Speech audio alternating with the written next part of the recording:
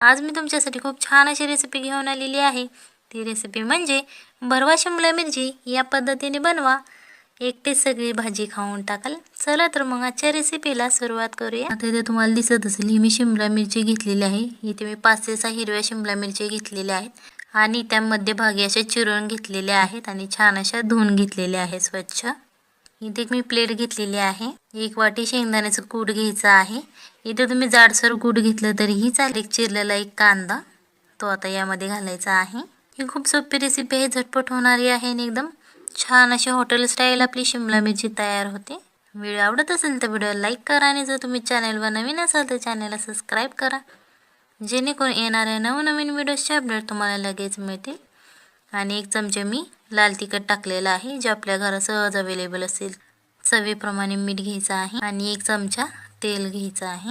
आता आपले सगळे मसाले टाकून झालेले आहेत। आता हे छान असं आपण मिक्स करून घेणार आहोत, जेणेकरून सगळे मसाले एकजीव होतील। हातानेच मिक्स करून घ्यायचं आहे। आता तुम्हाला दिसत असेल छान असं आपलं मिक्स करून झालेलं आहे। आज आपण बिना पाण्याची शिमला मिरची शिजवणार आहोत। आता इथे मगाशी चिरलेली ही शिमला मिरची घ्यायची आहे। ही शिमला मिरची शिजवताना अजिबात आपल्याला पाण्याची गरज लागत नाही। आता हा जो मसाला आपण केलेला आहे तो आता या शिमला मिरचीच्या मध्यभागी भरून घ्यायचा आहे। अजिबात हा मसाला बाहेर येऊन द्यायचा नाही, छान असा दाबून भरायचा आहे, जेणेकरून छान अशी आपली चव लागते शिमला मिरचीची। आता तुम्हाला दिसत असेल 1 शिमला मिरची माझी भरून झालेली आहे। अशाच आपण बाकीचे सुद्धा शिमला मिरची भरून घेणार आहोत। आता तुम्हाला दिसत असेल बघा, अशा सगळ्या मी शिमला मिरची भरून घेतलेल्या आहेत। एकदम छान असं दाबून मसाला यामध्ये भरायचा आहे। इथे एक कढई घ्यायची आहे, इथे 2 चमचा पण तेल घ्यायचं आहे। आता या शिमला मिरच्या आपण यामध्ये ठेवणार आहोत। अजिबात आडव्या ठेवायच्या नाही, उभ्याच अशा शिमला मिरची ठेवायची आहे, जेणेकरून यामधला मसाला अजिबात बाहेर येणार नाही। जरी तुम्ही आडवे शिमला मिरची ठेवलं तरी ज्या बाजूने आपण मसाला भरलेला आहे ते तोंड वरच्या बाजूला ठेवायचं आहे, जेणेकरून मसाला बाहेर येणार नाही। आता ही आपली सगळी शिमला मिरची टाकून झालेली आहेत। आता ह्या शिमला मिरची आपण वाफेवर शिजवणार आहोत। बट इथे काळजी घ्यायची आहे की सगळ्यांच्या शिमला मिरची वाफेवर करताना करपली जाते, बट आज आपण बिना करपता वाफेवर शिमला मिरची शिजवणार आहोत। आता याच्यावरती आपण हे एक झाकण ठेवणार आहोत आणि गॅस आपण बारीक असा करून ठेवायचा आहे, जेणेकरून छान अशा आपली वाफेवर शिमला मिरची शिजली जाईल। पहिल्यांदा 5 मिनिटे ही वाफेवर शिजवायची आहे। आता 5 मिनिटे आपली झालेली आहे। हे छान अशी आपण पलटी करून घ्यायची आहे, एकदा हलवार हाताने पलटी करायची आहे। आता तुम्हाला दिसत असेल बघा, छान खालच्या बाजूने थोडीशी फ्राय झालेली आहे।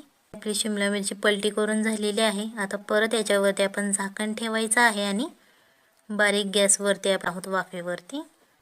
असं तुम्ही 5 ते 6 मिनिटांनी झाकण काढून बघू शकता आणि अशा प्रकारे शिमला मिरची शिजवून घ्यायची आहे।